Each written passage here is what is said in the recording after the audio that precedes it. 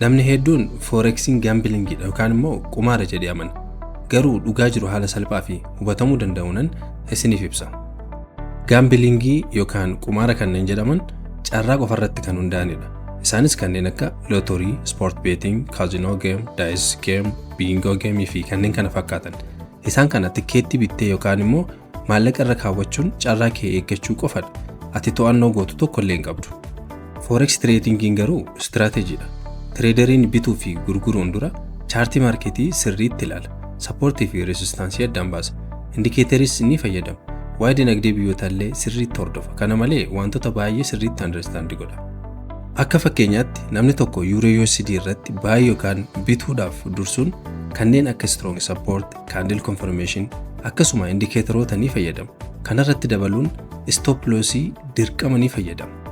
Stop loss jechuun amma tikassartullee daangaa kan itti siif godhu jechuudha. Fakkeenyaaf maarketiin bakka nama jiru irratti baay'ee yookaan kan bittu yoo taate maarketiin gara tiyaadirra yookaan siif deemu ta'e profit irra jirta jechuudha. Garuu gara tiyaanneen opposite irra yoo si jalaa kan deemu ta'e maallaqa kee irraa ammanni si jalaa fudhatu daangaa kan itti siif taasisu jechuudha. Kanaaf forex tradingiin beekumsaa fi disipiliiniidhaan kan hojjetamudha malee carraa miti. Forex trading irratti akka beginnerii tokkootti terminoloojii isin beekuu qabdan keessaa inni jalqabaa pairii kan jedhamudha.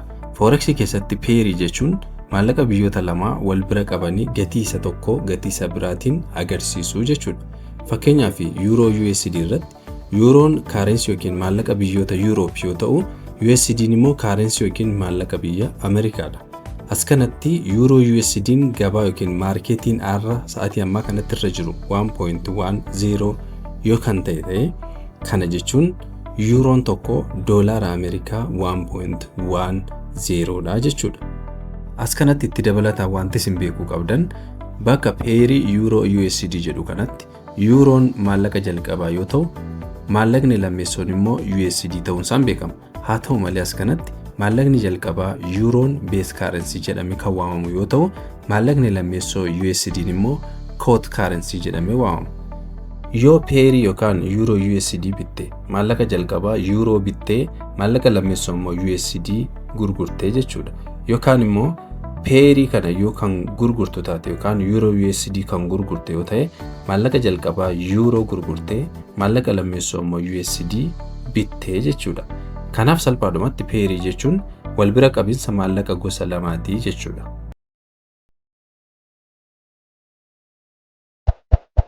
Jalqaba irratti kan ilaallu bid kan jedhudha. Forex keessatti bid jechuun yoo ati currency pairii gurgurtutti gatii maarketiin yookiin immoo brookeriin ittiin sirraa bituu jechuudha. Kanaaf yeroo gurguruuf deemtu bid priceidhaan gurgurta. Brookeriin ati itti fayyadamtee gurgurtu immoo gatii bid priceidhaan sirraa bita. Bid pricein yeroo hunda harka bitaa yookiin immoo left side currency pairii irratti kan argamudha. Fakkeenyaaf gatii maarketiin amma irra jiru kan Euro USD 1.150/1.1052 irra jira yoo ta'e 1.1050 left side pair currency irra kan jiru kun BD kan jedhamudha jechuudha. Innis immoo gatii ittiin Euroon gurguramudha jechuudha yookaan gatii ittiin Euro gurguruu dandeessudha jechuudha. Lammaffaa irratti kan ilaallu immoo ASCII kan jedhu yoo ta'u, ASCII'n forex trading keessatti yeroo ati currency pairii bittutti gatii maarketiin yookiin immoo brookeriin ittiin sitti gurguru jechuudha. Kanaaf yeroo bituuf deemtu ASCII priceidhaan kan bittu yoo ta'u, brookeriin ati fayyadamtee bittu immoo gatii ASCII priceidhaan sitti gurgura jechuudha. Akkuma bid pricein left side yookiin immoo harka bitaa irratti kan argamu yoo ta'u, ASCII pricein immoo right side yookiin immoo harka mirgaa currency pairii irratti kan argamudha. Fakkeenyaaf maarketiin sa'aatii ammaa kanarratti kan Euro USD 1.1050/1.1052 irra kan jiru yoo ta'e 1.1052 harka mirgaa currency pairii kanarratti kan argamudha. Kanaaf ASCII kan jedhamu sanadha jechuudha. Innis immoo gatii ittiin Euroon bitamudha yookiin immoo gatii ittiin ati Euro bituu dandeessudha jechuudha. Walumaa galatti bidiin gatii ittiin gurgurtu yoo ta'u, ASCII'n immoo gatii ittiin bittu jechuudha. As kanatti wanti isin hubachuu qabdan bid price fi ASCII price ilaaluu qabdan. Innis bid pricein gatii itti maarketiin yookiin immoo brookeriin itti fayyadamtu base currency ittiin sirraa bituu barbaadudha. Kanaaf currency pairii gurguruu yeroo barbaaddutti bid price dhaan gurgurtaa jechuudha. Inni lammaffaa immoo ask price kan jedhudha. Innis immoo gatii itti markeetii yookiin brokerii itti fayyadamtu base currency ittiin sitti gurguruu barbaadudha. Kanaaf currency pairii bituu yeroo barbaaddutti ask price dhaan bittaa jechuudha. Fakkeenyaaf akkuma armaan olitti ilaalletti gatiin markeetii isaatii ammaa kan euro USD 1.105/1.1052 irra jira yoo ta'e bidiin 1.1050 dha jechuudha. Innis immoo gatii ati ittiin euro gurguruu dandeessudha jechuudha. Askiin immoo 1.1052 yoo ta'u innis gatii ati ittiin euro bituu dandeessudha jechuudha.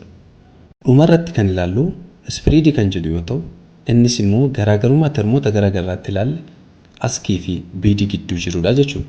Formulaadhaan spread is equal to ask minus bid kan jennu yoo ta'u fakkeenyaaf akkuma armaan olitti ilaalle markeetiin isaatii ammaa kanatti kan euro USD 1.1050/1.1052 irra jira kan jennu yoo ta'e bidiin keenya 1.1050 ta'a, askiin keenya immoo 1.1052 ta'a jechuudha.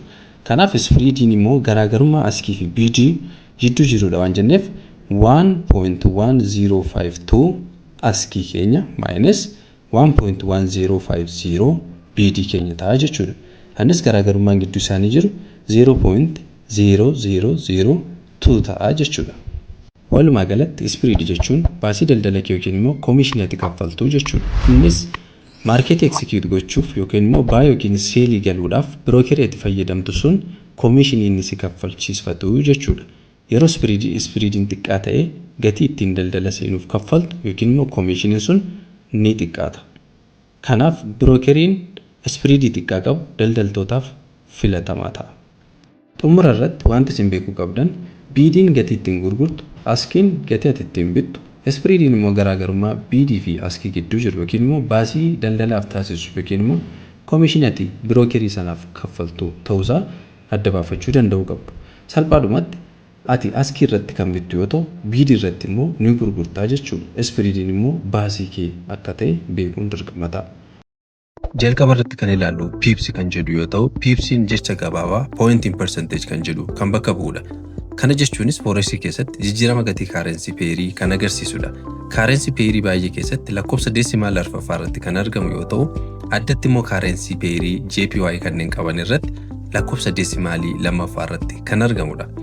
Fakkeenyaaf euro USD markeetiin sa'aatii ammaatti 1.2000 irra kan jiru yoo ta'e markeetiin kun 1 pips socho'ee kan nun jennu fourth decimal place irra kan jirtu zeeroon kun gara 1tti yoo isheen kan jijjiiramtu ta'edha jechuudha. Innis maal ta'a 1.2001 ta'a jechuudha. As kanatti markeetiin kun hagam move godheera jennee dubbisuu dandeenya? 1 pips move godheera jennee dubbisuu dandeenya jechuudha. Kanarraa adda kan ta'e Japan Yen pair currency kanneen qaban yookaan immoo JPY pair currency kanneen ta'an second decimal place isaaniidha kan ilaalamu. Fakkeenyaaf USD JPY irratti USD JPY sa'aatii amma kanatti markeetiin isaa 110.50 irra kan jiru yoo ta'u second decimal place as kanatti 0 dhumarra jirtu sana ta'a jechuudha. Kanaaf markeetiin kun 1 pips move gochuutiif second decimal place 0 jirtu kuni gara 1tti jijjiiramuu qabdi jechuudha. Ishiinis 110.51 ta'uu qaba jechuudha. Kanaaf as kanatti markeetiin kun 1 pips move godheera jechuu dandeenya jechuudha. Okay, as kanatti haala salphaan akka inni isiniif galuuf fakkeenya sadeeffaa fudhadhee isin agarsiisu yaala. Euro USD markeetiin sa'aatii ammaatti 1.2000 irra jira yoo ta'e sekendii muraasa booda immoo gara 1.2005 itti move yoo godhe fourth decimal place 0 ture gara 5 itti jijjiirameera jechuudha. Kanaaf pipsiin keenya fourth decimal place irraa ka'ee kan dubbifamu yoo ta'u meeqa jennee dubbisuu dandeenya jechuudha? 5 pips move godheera jennee dubbisuu dandeenya jechuudha. Akkasuma immoo USD JPY irratti markeetiin 110.50 irra kan jiru yoo ta'e sekendii muraasa booda immoo 110.70 tti move yoo godhe pipsi meeqa move godheera jechuudha? Pipsi 20 move godheera jennee dubbisuu dandeenya jechuudha. Salphaadhumatti pipsiin kun kan inni argamuu danda'u yookiin immoo markeetiin tokko hagam move godhe jennee kan nuun argachuu ittiin dandeenyu bakka piraayisiin jalqaba ture irraa bakka piraayisiin amma jiru walirraa hir'isuutiin argachuu dandeenya jechuudha. Fakkeenyaaf Euro USD armaan olitti fudhanne irratti Euro USD 1.2000 irraa gara 1.2005 tti move godhe kun bakka jalqaba inni ture irraati bakka amma inni jiru irraa walirraa hir'isuutiin 0.0005 dha kan nuun argannu jechuudha. Kun immoo 5 pips move godheera jennee dubbisuu kan nu dandeessudha jechuudha. Walumaa galatti market movementii pipsiidhaan safaruun kan nu fayyadu waan baay'eedhaaf yoo ta'u, inni jalqabaa garuu tireedii banuun keenyaan dura kasaaraa yookiin immoo bu'aa keenya kan ittiin shallaguuf nu gargaaru keessaa isa tokkodha. Lammaffaa irratti kan ilaallu lot kan jedhu yoo ta'u, lot jechuun hamma maallaqa yookiin immoo kaarensi ati market forex keessatti bituu yookiin gurguruu dandeessu kan agarsiisudha jechuudha. Fakkeenyaaf yoo ati bishaan darzana bituu barbaadde darzana tokko bituuf maallaqa muraasa barbaadda. Darzana lama bituuf garuu maallaqa dabalataa si barbaachisa. Hamma darzanni dabalaa deemu maallaqni yookiin gatiinsaas dabalaa deema jechuudha. Kanaaf as kanatti bakka darzana bishaanii lot kan jedhu fayyadamuu dandeenya. Innis akkuma lot saayiziin keenya dabalaa deemu gatii tireedii yookiin tireed vaaliyuun keenya dabalaa kan deemu yoo ta'u, akkasuma carraan bu'aa yookiin piroofitii argachuu yookaan immoo kasaaraa yookaan loosii keessa seenuu keenyas ni dabalaa jechuudha. Lot saayizii kana akkaawuntii qabnu irratti yookiin immoo baalaansii qabnu irratti hundoofne akka barbaannu yookiin immoo aga barbaanne fayyadamuu kan dandeenyu yoo ta'ullee gosoota lootii baratamoo sadiitu jiru. Isaanis standard lootii, mini lootii fi micro lootii kan jedhamanidha. Inni jalqabaa standard lootii kan jedhamu yoo ta'u, inni immoo 100,000 of unit based currency kan of keessaa qabu yoo ta'u, big lot size jennee waamuu kan dandeenyudha.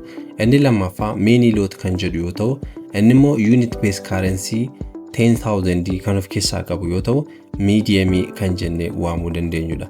Inni dhuma micro lot kan jedhamu yoo ta'u, 1000 of unit based currency kan jedhamudha. Inni immoo small lot size kan jedhamu yoo ta'u, warra jalqabaatiif yookaan immoo good for beginner jennee kan waamuu dandeenyudha. Kana jechuun immoo haala salphaadhaan akka isiniif galuuf mee gara fakkeenyaatti jijjiirree haa ilaallu. Jalqaba irratti standard lot fayyadamuudhaan Euro USD yoo bitte, innis immoo 1 lot sizeedhaan Euro USD yoo bitte, maallaqa yookiin immoo base currency 100 to'attee jirta yookiin control gootee jirta jechuudha. Akkasuma mini lot fayyadamuudhaan immoo Euro USD yoo bitte, kana jechuun 0.1 lot fayyadamuudhaan Euro USD yoo bitte, base currency yookiin immoo Euro 10,000 to'attee jirta jechuudha. Akkasuma sadeeffaa irratti kan argamu micro lot yookaan immoo 0.01 lot size fayyadamtee Euro USD yoo bitte, base currency yookiin immoo Euro 1,000 to'attee jirta jechuudha. As kanatti wanti beekuu qabdan lot sizein tireedii fudhannu keessatti per pips haga maallaqa gain goonu yookiin lose goonu kan nuuf agarsiisudha. Fakkeenyaaf Euro USD irratti waan standard lot fayyadamne yoo buy yookiin immoo sell goone per pips $10 gain yookaan lose gochuu dandeenya jechuudha. Akkasuma immoo mini lot size fayyadamuun kana jechuun 0.1 lot fayyadamuudhaan yoo buy yookiin sell goone per pips tti $1 lose yookiin gain kan goonu ta'a jechuudha. Akkasuma sadeeffaa irratti kan argamu micro lot size yookiin immoo 0.01 lot size fayyadamuun buy yookiin sell kan gallu yoo ta'e, per pips $0.1 lose yookiin gain gochuu dandeenya jechuudha. Walumaa galatti akkuma baay'inni lootii dabalaa deemu hammi bu'aa yookiin kasaaraa keenya per pips tokko irratti argattu guddaa ta'a. Yoo xiqqaataa deemu immoo kasaaraa yookiin bu'aan keenya per pips ni xiqqaata. Sadeeffaa irratti kan ilaallu leverage kan jedhu yoo ta'u, leverage jechuun maallaqa bifa liqiin birookerii irraa fudhattee maallaqa ofii kee xiqqoo qofaan bakka daldala guddaa to'achuu jechuudha. Sirriitti akka isiniif galuuf mee tireedingii keessaa baanee fakkeenyuma naannoo keenya jiru keessaa tokko fudhannaa ilaallu. Fakkeenyaaf ati makiinaa bituu barbaadde maallaqa tokko harkaa qabdu birrii 100 qofa yoo ta'e, gatiin makiinaa sanaa immoo miliyoona 1 yoo siin jiran birriin kee kana bituu hin danda'u waan ta'eef ni dhiistaa jechuudha. Garuu gara baankii deemtee birrii 100 qabdu san achirra yoo kaawwatte baankiin deebisee birrii siif ni liqeessa. Haa ta'u ati baankii sanarra birrii 100 erga qusattee baankiin sun birrii miliyoona 1 siif liqeessee haa jennu. Kanaaf ati birrii 100 harkaa qabduun birrii miliyoona 1 sochoosuu dandeessee makiinaa kees bitachuu dandeessaa jechuudha. As kanatti leverage ratio kee qabeenyaa guutuu kana jechuun miliyoona 1 kan baankiin siif kenne hiruu maallaqa ofii keetiin qabdu jechuudha. Innis miliyoona 1 hiruu 100 yoo ta'u, walqixa 10 kan dhufu yoo ta'u kana jechuun baankiin maallaqa xiqqaati qabdura dhaabatee maallaqa guddaa harka 10 maallaqa kee duraan qabdu sochoosuun makiinaa bituu si dandeessisu siif kennee jechuudha. Kunis reeshiyoodhaan 1:10 leverage siif kennee jechuudha. As kanatti akkuma baankiin siif liqeesseen ati hojii hojjettu sanarratti yoo milkooftee bu'aa argatta jechuudha. Garuu yoo maallaqa sanaan hojjettee bu'aa dhabde immoo kisaaraan ni jiraata. Akkuma kana gabaa forex keessatti leverage brokerii fayyadamtu irratti hundaa'ee bu'aan kees kasaaraan kees dabaluus qannasuus ni danda'a. Walumaa galatti leveragein bifa liqiin brokeriin trade poweriin siif kennu ta'ee bifa reeshiyoodhaan kan ibsamuu danda'udha. Fakkeenyaaf 1:10, 1:50 yookaan immoo 1:100 jennee ibsuu kan danda'amudha. Okay, amma gara trading conceptiitti deebinee sirriitti akka isiniif galuuf kennama armaan gadiirra dhaabbannee fakkeenya lama haa ilaallu. Kennamni keenya kaapitaal yookiin maallaqni qabnu $10,000 ta'e, leveraging keenya immoo 1:100 ta'e, humni daldalaa yookiin position sizing keenya asumarraa calculate gochuu kan dandeenyu 10,000 baay'isuu 100 yoo ta'u innis immoo walqixa miliyoona 1 ta'a jechuudha. Kuni kennama keenya yoo ta'u kennama keenya kanarra dhaabannee fakkeenya lama haa ilaallu. Fakkeenyi jalqabaa tireederiin tokko yoo euro USD 1.3055 irratti bitee yeroo boodama maarkeetiin kun gara 1.3155 itti move yoo kan godhu ta'e pipsiin keenya 1.3155 minus 1.3055 walqixa 0.0100 yookaan immoo 100 pipsiidha jechuudha. Akkasuma position sizing keenya akkuma armaan olitti nuuf kennametti million euro yoo ta'u bu'aa yookiin profitiin keenya asirraa calculate yeroo ta'u position size times pipsi ta'a jechuudha. Kunis immoo 1 million times 0.0100 yoo ta'u $10,000 profitii qaba jechuudha yookiin immoo $10,000 profitii argateera jechuudha. Kana jechuun daldala yookiin traderiin sun 10,000 bu'aa argate jechuudha. Maallaqa isaa jalqabaa 10,000 guutummaatti lamaan argate yookaan walumaa galatti amma akkaawuntii isaarraa 20,000 ta'a jechuudha. Fakkeenya lammaffaa irratti kan ilaallu traderii lammaffaa euro USD 1.3055 irratti yoo bite yeroo booda maarkeetiin sun 1.3005 itti yoo gadi jalaa bu'e pipsiin isaa 1.3055 minus 1.3005 equal to 0.0050 yookiin immoo 50 pipsi ta'a. Position size isaa immoo akkuma armaan olitti kenname 1 million euro kan ta'u yoo ta'u kasaaraa yookiin looziin isaa position times pipsi kana jechuun 1 million times 0.0050 is equal to negative 5,000 ta'a jechuudha. Kana jechuun negative 5,000 itti dhufe jechuudha. Kana jechuun daldalaan yookiin traderiin 5,000 lose godheera jechuu yoo ta'u maallaqa isaa jalqabaa 10,000 keessaa walakkaa lose godhe yookiin immoo 5,000 qofa kan qabu ta'a jechuudha. Sa'aatii ammaatti akkaawuntii isaarraa maaliif 5,000 lose godheera waan ta'eef jechuudha. Karanni yaade yookiin immoo oppositiin yaaderra maarkeetiin sababa inni deemeef lose godhee jechuudha. Walumaa galatti leverage guddaan bu'aa yookiin profitii guddaa akkuma fidu kasaaraa yookiin immoo loozii guddaas fiduu ni danda'a. Kanaaf akkaawuntii baalaansii qaban irratti hundaa'uun leverage sirreessuun murteessaadha. Inni arfaffaa fi inni dhumaa margin kan jedhu yoo ta'u margin jechuun leverage brokeriin siif kennu fayyadamuun daldala yookiin trade positionii banuuf brokerii irratti amma maallaqatti qabaachuu qabdu jechuudha. Kana jechuun garuu kaffaltii brokeriif kaffalamu otoo hin taane baalaansii keenya brokerii irra jiru ta'ee trade positionii nuti bannee jiru akka nuuf turu kan eegu jechuudha. Innis immoo calculate ta'uu danda'a yookaan calculationii mataasaa qaba. Innis margin is equal to lot size over leverage jennee calculate kan godhudha. Fakkeenyaaf trade sizing keenya 100 yoo ta'e kana jechuun 1 standard lot jechuudha. Leveraging keenya immoo 1:100 yoo ta'e marginiin keenya meeqa ta'a jechuudha. Marginiin duratti lot size over leverage jenneera. Kana jechuun 100 eeruu 100 jechuudha. Kun immoo walqixa meeqa dhufa? 1,000 dhufa jechuudha. Kana jechuun leverage kanaan position size siif kenname kana sochoosuuf margin yookiin akkaawuntii kee irratti baalaansii ati qabaachuu qabdu 1,000 si barbaachisaa jechuudha. Okay, fakkeenya dabalataa sirriitti akka isiniif galuuf haala adda ta'een isiniif dabaluun barbaada.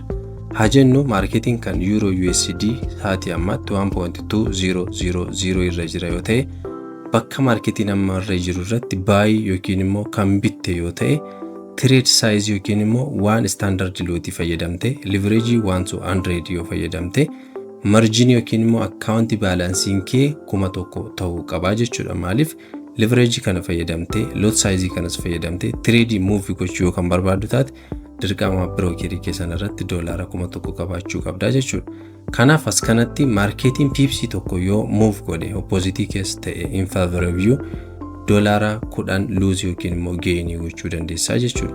Kanaaf marketing bakka amma jiru kana jechuun 1.2000 irraa 20 pips all deebi'ee yookiin immoo in favor of you yookiin immoo karatti galteerra yoo si move godhe profiting kee 20 times 10 is equal to 200 ta'a jechuudha. Yoommoo against you 20 pips gadi si jalaa bu'ee bakka amma jiru kanarra 20 times 10 200 negative keessa si gashaa jechuudha. Kana jechuun marginii xiqqaa qofaan trade position guddaa to'achuu kan si dandeessisu yoo ta'u profit guddaa argachuu ni dandeessa. Akkasumas immoo lose guddaaf si saaxiluu danda'a. Namoota forex trading jalqabuuf jedhanii fedha qabaatanii kaamirraa akka jalqabuu qaban maal gochuu akka qabanii kan isaaniif galuu didee kan isaan rakkisaa jiruu fi akkasuma immoo kanneen jalqabanii baay'ee struggle godhaa jiran profitability ta'uu dadhabanii kan immoo adda kutuuf yaadaa kan jiran eega jalqabaniiti kanneen kasaaraa guddaa keessa jiran isaan kanaaf deebii guddaa ta'a jedhee kan yaadudha. Innis kan nu ilaallu gosa lamadha. Isaanis namootni forex trading keessatti milkaa'oo ta'anii argaman namoota akkamiidha kan jedhu isa jalqabaa yoo ta'u inni lammaffaa namootni milkaa'oo hin taane yookaan yeroo hunda forex keessatti duuba kan deebi'an kan adda kutan namoota akkamiidha kan jedhudha. Isaan kana sirriitti adda baasnee yoo ilaalle namoonni jalqabuuf deemtanis maal gochuu akka qabdan beektanii jalqabdu. Namoonni immoo jalqabdanis struggle godhaa jirtan wantoota dogoggortan yookiin wantoota sirreessuu qabdan adda baasuu qabdu jedhee yaada jechuudha. Egaa namoonni baay'een gara forex trading gaafa dhufan ilaalcha mataa isaaniidha kan isaan qabatanii dhufan. Namoonni jalqabuuf yaadanis namoonni jalqaban immoo struggle godhaa jiranis ilaalcha mataa isaanii qabataniiti kan isaan gara forex trading dhufan. Fakkeenyaaf ilaalcha wal fakkaataa isaan qabatan yoo tokko ilaalle kanneen akka nama sooressa qofatu trade gochuu danda'a jedhanii yaadu. Yeroo baay'ee miidiyaa irratti kan ilaalan namoonni forex tradingidhaan sooromanii yookiin doolaara baay'ee agarsiisanii miidiyaa irratti sababa ilaalaniif jecha namoota sooressa qofatu trade godha jedhanii ni sodaatu. Lammataan immoo baankii fi kaampaanii qofatu trade irratti hirmaachuu danda'a jedhanii yaadu. Inni kunis immoo jalqaba forex trading yoo ta'u jalqabeen dura beezikii kan jedhamu barachuu qabaachuu qabu. Beezikii irratti waan ta'eeti barachuu qabdu keessaa inni jalqaba qaamota akkamiitu forex trading irratti hirmaachuu danda'a kan jedhu waan barataniif jechuudha. Achirratti yoo beezikii kan baratte taate beezikii irratti dirqama qaamota akkamiitu forex trading irratti hirmaachuu qaba kan jedhu barachuun dirqamadha. Innis immoo qaamonni dhuunfaanis namoonni akka keenyaa akka koof akka kee kana forex trading irratti hirmaachuu akka danda'an akkasuma baankoniin kaampaaniin irratti hirmaachuu akka danda'an barattee darbitaa jechuudha basic irratti. Inni lammaffaan immoo namoota maatisiidhaan baay'ee cimoo ta'an qofatu forex trading irratti hirmaata jedhaniiti yaadu yeroo jalqabama forex trading irratti hirmaachuu jalqabanii jechuudha. Innis immoo kan isaan akkas jechuu danda'an marketii trading view irratti ilaalanii marketiin gara olittis gara gadiittis saayidii yeroo inni move godhu ilaaluutiin paaternii mataa isaatii yeroo noomee socho'u ilaaluutiin kun maatisii na barbaachisa maatisii sirriitti beekuu qaba jedhaniiti forex trading baay'ee sodaatu fageenyatti ilaalanii namoonni baay'een kanafaa sababa sodaataniif adda kutufai namoonni kaan immoo jalqabaniiti paaternii isaa ilaalanii understand gochuu dadhabaniiti sodaataniiti kan isaan adda kutan eega jalqabanii illee jechuudha.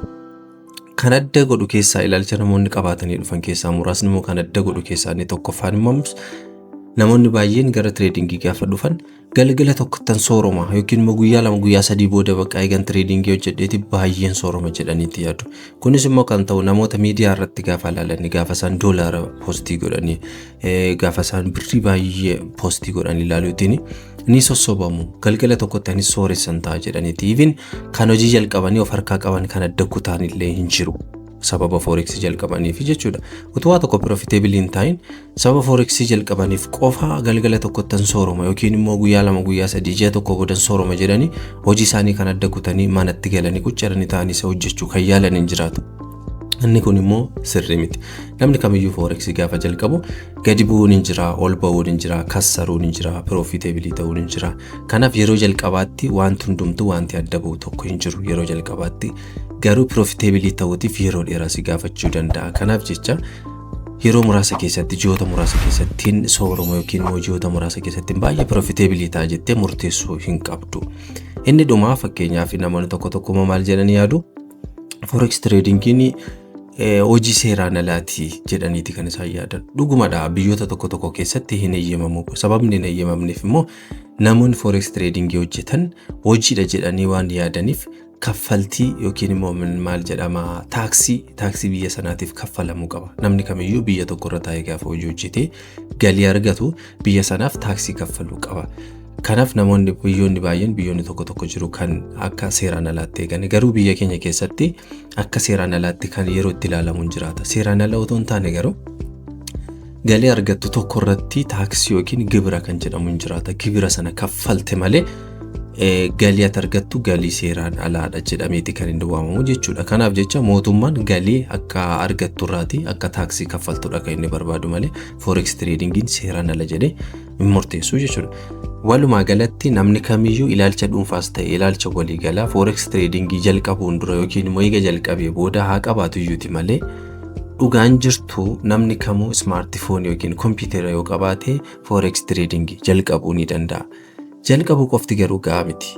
Namoota akkamiitu yeroo dheeraaf hojii tradingii kana keessa turuu danda'a? Namoota akkamiitu immoo milkaa'oo ta'uu danda'a kan jedhu beekuun murteessaadha. Fakkeenyaaf haa jennu namootni lama caalaaf caaltuun tradingii waliin jalqaban yeroo jalqaban akkaawuntii isaaniirra $1,000 qabu haa jennu. Caartuun jireenyuma ishee keessatti nama obsa qabdu, nama yeroo hunda seera mataa isheen sochootudha jennu. Caalaan garuu nama yeroo hunda ariifatu, kan obsa hin qabnee fi kan immoo seera mataa isaanii hin deemne haa jennu. Kanaaf as kanatti caalaaf caaltuun akkaawuntii qabanii ji'a tokko fotoo trade godhanii ji'a booda caaltuun akkaawuntii ishee guddisuu dandeessi. Kana jechuun gara 1,000 fi 100 yookiin 200tti guddisuu dandeessi. Yookaan immoo drawdown xiqqaa keessa galuu dandeessi. Kana jechuun immoo $1,000 ishee kana gara 900, 700, 8tti gadi jalaa bu'uu danda'a. Garuu caalaan gaaffii kan hin qabne akkaawuntii isaa blow godha yookiin immoo zero godha. Kun maal agarsiisa? Forex trading keessatti namummaa ati durumaan qabdu murteessaa akka ta'e agarsiisa. Kunis immoo daily activity kee ganamarraa kaatee wanta hojjettu tokko beektee kan sochootu yoo taate trading forex keessattis akkasuma wanti ati hojjettu dursitee beekuun baay'ee murteessaadha. Walumaa galatti activity ati jireenyuma kee keessatti qabdu, deemsa ittiin sochootu, adeemsa ittiin daily routine kee ittiin move gootu forex trading keessattis gahee guddaa taphataa jechuudha. Kanaaf mee walumaa galatti namoota akkamiitu forex trading hojjechuu danda'a kan jedhu tokko na ilaalu. Jalqaba irratti nama naamusa yookiin immoo seera qabu discipline isa jennu sana jechuudha. Nama akkasiitu forex trading irratti hojjechuu danda'a. Innis immoo forex trading keessatti namoota winner fi loser kan adda baasu keessaa inni jalqaba seera yookiin naamusa discipline kan jennu kanadha jechuudha.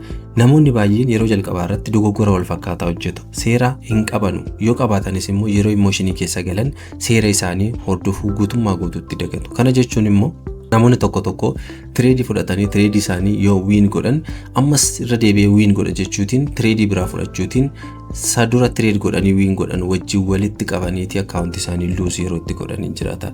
Namoonni tokko immoo trade godhanii lose negeessa mudatee booda lose sana deebisuuf jecha trade biraa fudhatee ammas lose hin taane keessa gala. Kun immoo maal jedhama? Revenge trade jedhama. Kunis kan ta'u yeroo baay'ee ariifachuu fi sodaachuurraan kan ka'edha. Gabaa tradingii keessatti sodaa fi ariifachuun diina yookiin xalaata traderootaati. Kanaaf traderoonni milkaa'oon seera isaanii hin cabsani, pilaanii qabu, yeroo hunda stop loss ni fayyadamu. Akkasuma immoo maarkeetii isaaniif qajeelullee trade baay'ee hin fudhatani. Fakkeenyaaf haa jennu namni tokko $200 qabaate $200 sanaan trade yoo hamma al takkaa fudhatu sanatti $50 yoo lose godhe namichi sun yoo $50 lose godhe sana deebisuuf jecha trade lammataa deebi'ee fudhate. Kana jechuun $50 lose godheera jenna taanaan miira haarii keessa jira jechuudha. Miira haarii sana keessaan trade lose godhe sana deebisuuf jecha trade kabiraa yoo dabalee fudhate ammas deebi'ee probability $50 yookiin immoo isaa ol lose gochuu danda'u ni qabaata jechuudha. Kanaaf jecha eega lose godhe lammata deebi'ee ammas isaan deebisa jedhee gaafa trade godhu $1 of harkaa qabullee dabaleeti lose gochuu probability high qaba jechuudha. Kun immoo maal jedhama? Revenge trade jedhama. Kanaaf naamusa yookiin seera yoo qabaatte yookiin discipline kan jennu kana yoo qabaatte revenge trade hin gootu jechuudha. Kanaaf dirqama tireederiin tokko naamusa yookiin seera mataa isaa ittiin tireed godhu qabaachuu qaba jechuudha. Namni qabu immoo seera yookiin naamusa qabaatee revenge tireedii gochuu hin danda'u hin qabus. Seerri jalqabanni baasu avoid revenge tireedii kan jedhu waan ta'eef jechuudha. Lammaffaa irratti kan ilaallu icciitii guddaa namoota forex tradingiidhaan milkaan dudduuba jiru yoo ta'u, innis obsa qabaachuu yookiin patience kan jedhudha. Gabaa forex keessatti obsi gatii si kaffalchiisa. Obsan qabdu taanaan garuu gatii si kaffalchiisa. Jalqaba irratti tireederiin kamuu obsa qabaachuu qaba. Gabaa kana keessatti yeroo gabaabaa fi haala rifachisaa ta'een qarshii hojjechuun hin danda'amu. Namoonni reefuu jalqaban yeroo baay'ee maarkeetii ol deemu yookaan gadi deemu qofa arguudhaan baay'ee yookiin immoo seeliseen daqiiqaa muraasa booda garuu loos godhanii ba'u. Tireederoonni obsa qaban garuu sa'aatii sirriitti seetaappii sirrii dursanii kaa'uun maarkeetiin haga gara seetaappii isaanii dhufutti eegu. Maarkeetiin gara seetaappii isaanii hin dhufin ofillee yookiin maarkeetii eega kaayaniiti maarkeetiin gara seetaappii isaanii yoo hin dhufin hafillee tireedii hin fudhatiin hafuun luuzii gochuu miti. It is one type of profit. Obsi xiqqaan profitii fi luuzii gidduu garaagarummaa guddaa uumu. Fakkeenyaaf namoonni tireedingiitti beekan tireedii tokko fudhachuuf amma maarkeetiin gara seetaappii isaaniitti dhufutti sa'aatii dheeraa yookiin guyyoota baay'ee eeguun fudhatu. Namoonni obsa hin qabne garuu daqiiqaa 10 keessatti tireedii 10 banuun dhuma irratti luuziidhaan ba'u. Fakkeenyaaf haa jennu Caalaa fi Caaltuun akkaawuntii isaaniirra $1,100 qabaachuutiin per tireedii persentii 10 riskii gochuutiin tireed chaalenjii for 1 week yoo ofiif kennan. As kanatti garuu Caalaan nama obsas seeras hin qabne ta'uun Caaltuun garuu nama obsa seeras nama qabdu taate yoo ta'e torbe sana keessatti seetaappii keessi amma maarkeetiin gara seetaappii ishee dhufutti sababa yeroo dheeraa isheetti fudhatuuf torbe sana keessatti Caaltuun tireedii 2 qofa fudhatti jennu. Caalaan garuu obsa sin qabu yaa seetaappii sin qabattu seera sin qabu sababa ta'eef torbe sana keessatti tireedii 10 fudhata haa jennu. Kanaaf tireedii fudhatan lamaan isaanii yoo luus godhanii Caaltuun tireedii 2 sababa fudhatteef dhuma irratti $200 qofa luus gootee jechuudha. Kanaaf akkaawuntii ishee irra $800 ni jiraata jechuudha dhuma torbe irratti. Caalaan garuu guyyaatti si'a 2 fudhatee yoo xiqqaate torbeetti tireedii 10 sababa fudhatuuf kun immoo kan ta'u persentii 10 akkaawuntii isaa irra riskii godhe sababa ta'uuf dhuma torbe irratti guutummaatti akkaawuntii isaa bilow nu godha jechuudha. Kun maal agarsiisa? Garaagarummaa seetaappii keessee obsaan teessee eeguu dhabuu kan agarsiisudha. Ishiin sababa obsaan teessee seetaappii ishee sababa eeguudhuuf tireedii 2 qofa fudhatte. Tireedii 2 immoo yoo riskii goote akkaawuntii ishee ammayyuu hin jiraata jechuudha. Kana jechuun dhuma irratti $800 qabaattee jirti. Inni garuu obsa sababa hin qabneef seetaappii kaa'ee akka maarkeetiin gara seetaappii isaa dhufutti sababa hin eegneef tireedii baay'ee fudhata. Tireedii baay'ee torbee keessatti fudhata jechuudha. Kanaaf dhuma irratti akkaawuntii isaa 0 jala ta'a jechuudha. Kanaaf kun garaagarummaa obsa nama qabuu fi obsa nama hin qabnedha. Kanaaf dhuguma maarkeetii keessatti obsa qabaachuun baay'ee murteessaadha. Sadaffaa irratti kan ilaallu baay'ee murteessaa fi namni kamuu beekuu kan qabudha. Innis riskii to'achuu kan jedhudha. Namni kamuu gara forex yeroo dhufu wanta inni jalqaba beekuu qabuu fi tireedii tokko fudhachuun dura wanta inni beekuu qabudha. Tireedii fudhattu keessatti haga riskii gootuu fi riwaardii kee beekuun dirqamadha. Tireedii fudhattu keessatti riskii fi riwaardii kee hin beekin tireedii fudhatta jechuun nama ija qabatee karaa deemu wajjin tokkumadha. Keessumatti akka biginerii tokkootti namni kamuu akkaawuntii qabu keessaa persentii 1-2 qofaadha kan inni riskii gochuu qabu. Innis kan fayyadamuu qabnu take profit fi stop loss kaa'uun dirqama ta'a. Fakkeenyaaf amma akkuma dura ilaaletti Caalaa fi Caaltuun akkaawuntii isaaniirraa maallaqa 1,000 qaba yoo qabaatanii Caaltuun tireedii fudhattu keessatti maallaqa 20 qofa riskii kan gootu yoo taate tireedii 5 walitti aansitee yoo fudhatte 5 immoo yoo luus goote dhumarratti akkaawuntii isheerraa persentii 90 ni qabaatti. Caalaan garuu maallaqa 200 yoo riskii godhe tireedii 5 fudhatee tireedii 5 immoo walitti aansee yoo luus godhe akkaawuntii isaa irraa dhumarratti $1 yoo qabaatu yookiin guutummaa guutuutti akkaawuntii isaa bilow godheera jechuudha. Kanaaf as kanatti Caaltuun akkaawuntii ishee irraa riskii haga gootu beekteeti jalqabde. Inni garuu akkaawuntii isaa irraa riskii haga godhu beekullee baay'ee riskii sababa godheef dhumarratti akkaawuntiin isaa 0 ta'e jechuudha. Kanaaf tireederiin kamuu tireedii gochuun dura maallaqa haga kamiin luus godha, maallaqa immoo haga kamiin profit godha jedhee beekuun dirqama ta'a jechuudha. Arfaffaa irratti kan ilaallu immoo fedha barnootaa qabaachuu yookiin immoo willingness to learn kan jedhudha. Yeroo hunda barachuu, gabaa forex yeroo hunda barachuu barbaada. Update of gochuu qabda. Barattoonni baay'een yeroo jalqabaa ji'a muraasa booda waan baay'ee beekan itti fakkaachuun barachuu adda kutanii gara hojjechuutti seenuun dhumarratti fail godhu. Istiraateejiin ji'a kana hojjete ji'a dhufummoo hojjechuu dhiisuu danda'a. Kan yeroo maarketiin tirendii irra jiru hojjete reenjingii irratti hojjechuu dhiisuu danda'a. Kanaaf tireederoonni milkaa'oon dursanii itti beekuun yeroo hunda ni baratu. Chaartii irratti yeroo qabaatu odeeffannoo adda addaa illee ni dubbisu. Akkasuma immoo dogoggora ofii qorachuun sirreeffataa deemu. Kanaaf barachuun dirra deddeebi'anii barachuun istiraateejii adda addaa barachuu otoo hin taane istiraateejii maqaban sana irra deddeebi'anii barachuun baay'ee murteessaadha forex tradingii keessatti jechuudha. Shanaffaa irratti kan ilaallu amala namoota forex tradingii keessatti milkaa'oo ta'an keessaa isa murteessaa yoo ta'u innis tasgabbaa'oo yookiin immoo namoota tasgabbaa'oo kan jedhamanidha. Calm and emotionally stable person kan jennu gabaa forex keessatti yeroo kamuu nama wal fakkaataa taatee argamuun dirqama. Kana jechuun yoo har'a profitability taate bor losing jiraachuu akka jiru beektee over trade gochuu dhiisuu, yeroo win gootu baay'ee gammaduu dhiisuu, yeroo lose gootu immoo baay'ee gadduu dhiisuudha. Kun immoo baay'ee gammaduunis baay'ee gadduunis trade itti fuftee fudhattu irratti dhiibbaa guddaa waan uumuufidha. Kanaaf trade fudhattu kamuu lose yookaan win ta'uu sirraa barachuu document gochuu fi kan jijjiiramuu qabu jijjiiraa kaan immoo qabattee itti fufuu qabdu qabattee itti fufuudha malee emotion irratti hundooftee trade kee humna ol fudhachuu yookiin immoo trading mayyuu dhiisuu waan baay'ee keessa seenuu dandeessa waan taateef nama tasgabbaa'aa ta'uun murteessaadha. Dhumarratti kan ilaallu haala wal simataa ta'ee fi qindaa'aa ta'een deemuu consistent and organized person kan jennudha. Kunis immoo kan ta'u trading akka professional yookiin ogummaa tokkotti ilaaluun hojii godha jettee fudhachuudha. Kana jechuun hojii of harkaa qabdu dhiisii tradingii qofa hojjedhu miti. Tradingiidhaan amma of dandeessutti hojii kamuu ta'e kan of harkaa qabdu dhiisuu hin qabdu. Maaliif tradingii beektee profitability ta'uuf yeroo dheeraa si gaafachuu danda'a. Baay'ee kassaruun dadhabdee adda kutuu dandeessa. Yeroo ati tradingii irraa immoo boqonnaa fudhachuu qabdu jiraachuu danda'a. Kanaaf hojii of harkaa qabdan kamuu dhiisuun hin ta'u. Dabalataan tradingii fudhattu kamuu document yookiin immoo journal gochuu qabda. Kunis kan isin gargaaru istiraateejiin kee kamtuu akka hojjetuu fi kamtuu akka hin hojjenne adda baasuuf si gargaara. Akkasuma immoo isarra dhaabattee tradingii fudhatte sanarratti dhaabattee isa journal goote yookiin immoo document goote sanarra dhaabattee wanta sirreessuu qabdullee akkasuma sirreessaa deemta. Wanta immoo qabattee deemuu qabdu akkasuma qabattee deemuudhaaf si gargaara.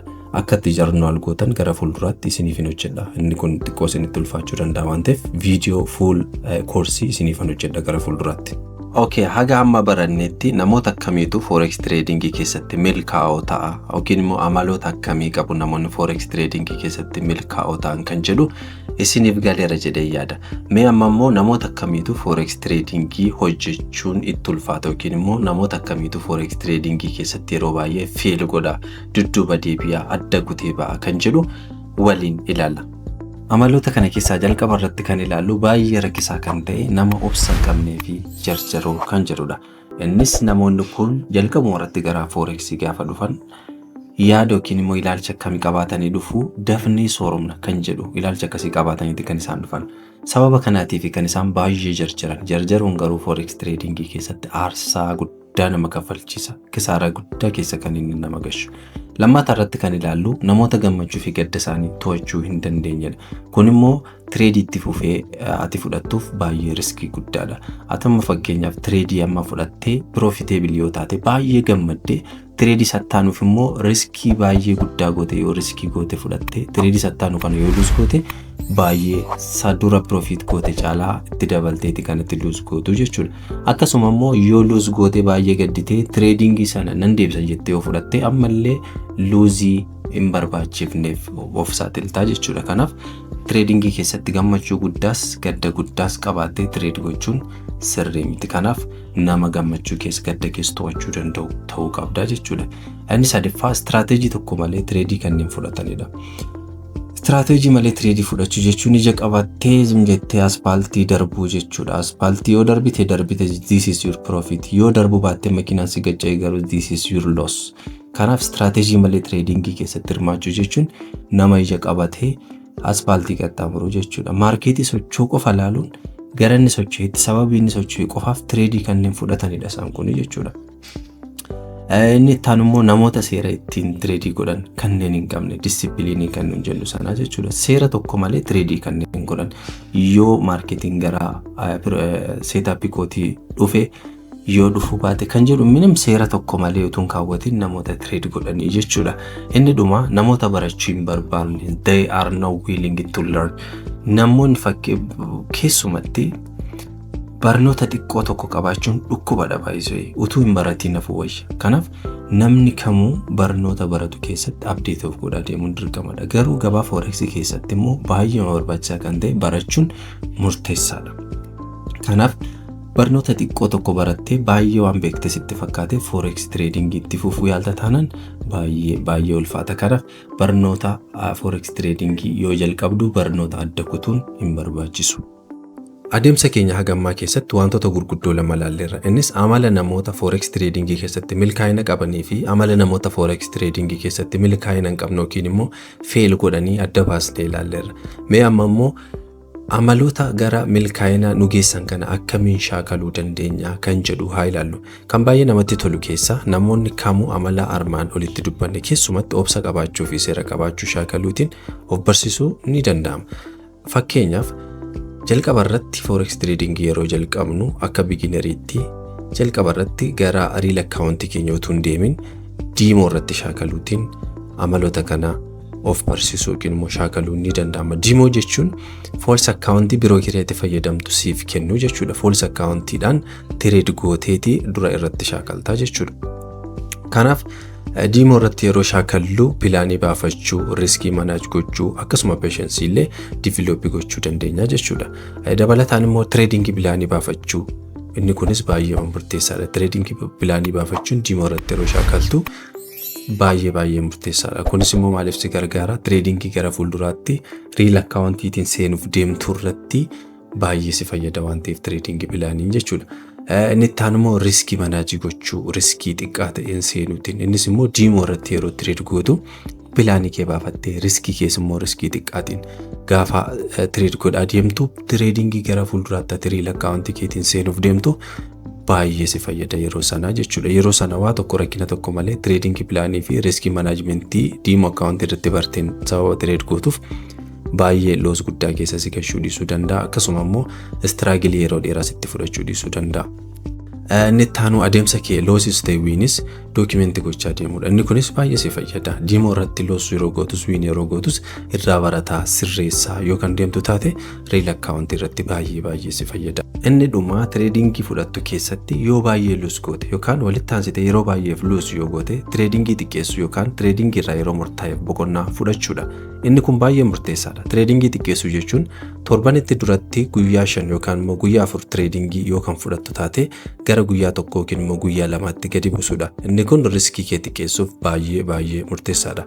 Trading irraa boqonnaa fudhachuu jechuun immoo yoo baay'ee emotionii keessa galtee jirta taate baay'ee loos gochuutiin yookiin walitti aansitee loos gochuutiin emotionii keessa galtee jirta yoo taate ji'oota murtaa'eef yookaan immoo torban murtaa'eef guutummaa guutuutti forex trading dhiistee adda kuttee boqonnaa fudhachuu jechuudha. Gaafa itti deebitu yookaan immoo ji'oota yookiin torban muraasa booda gaafa deebitu enerjii cimaa ta'e yookiin enerjii addaatiin ilaalcha addaatiin waan itti deebituuf boqonnaa fudhachuun baay'ee murteessaadha. Okay, amma barnoota keenya gara xumuraatti finneerra. Garuu irra deebi'ee gaaffiin jalqaba irratti isin gaafadhe irra deebi'ee isin gaafachuu barbaada. Innis namoota akkamiitu forex trading hojjechuu danda'a kan jedhudha. Kanaaf namoonni baay'een isin keessaati forex trading barachuutiif yaalaa jirtu yookiin immoo barattanii jalqabdanii struggle godhaa jirtu yookiin immoo fail kan gootan jiraachuu dandeessu. Kanaaf isin warri jalqabuuf deemtan amaloota isin jalqaba gara forexiituun dhufin qabaattanii dhufuu qabdan fi namoonni immoo jalqabdanii jirtan amaloota isin qabaachuu qabdan irra deebi'ee yaadachiisuu barbaada. Innis jalqaba irratti seera baafattee irra deemuudha.